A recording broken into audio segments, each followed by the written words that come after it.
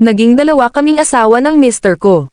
At mas matapang pa ang pangalawa, hanggang sa Part 1.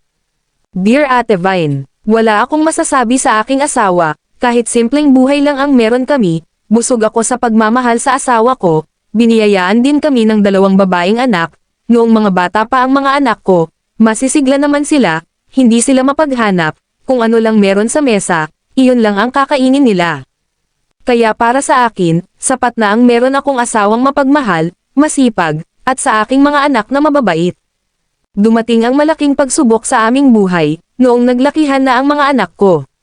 Nagkaroon ng cancer ang bunso kong anak sa edad na 9 na taong gulang, dahil wala kaming pangtustos, sa laki ng gastusin, hindi na namin alam kung ano pa ang dapat naming gawin, kaya sinabi ng asawa ko sa akin na mag-a-abroad na lang siya, dahil nasa Europe ang tito niya, makikiusap daw siya na kunin siya, para sa anak namin, ayoko sana na malayo siya sa amin, dahil parang hindi ko kaya, pero noong pumayag na ang tito niya, ay sumang-ayon na rin ako para sa anak namin. Makalipas ang 6 na buwan, ay nakaalis na ang asawa ko, 2 buwan siya doon nang siya ay nakapagpadala. Dahil sa asawa ko, naipagamot namin ang bunso namin, at nakakapag-aral sila ng ayos, napakimo ko si bunso, nababayaran namin ang mga utang namin.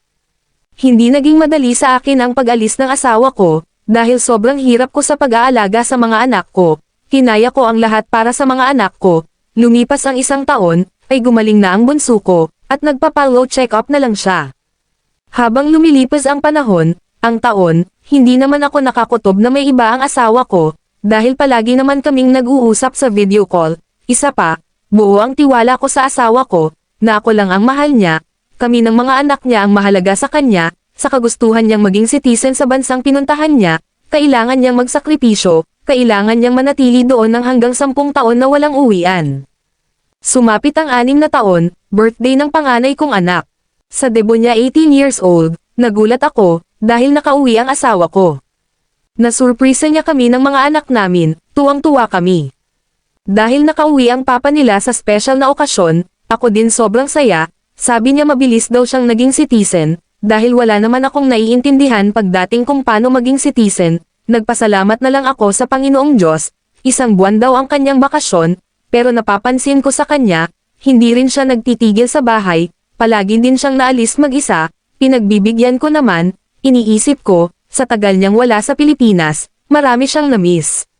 Pagdating naman sa paglalambing niya, hindi naman siya nanlamig sa akin pag magkasama kami sa gabi, kung ano ang ginagawa niya sa akin noon ganon pa rin ang ginagawa niya sa akin ngayon.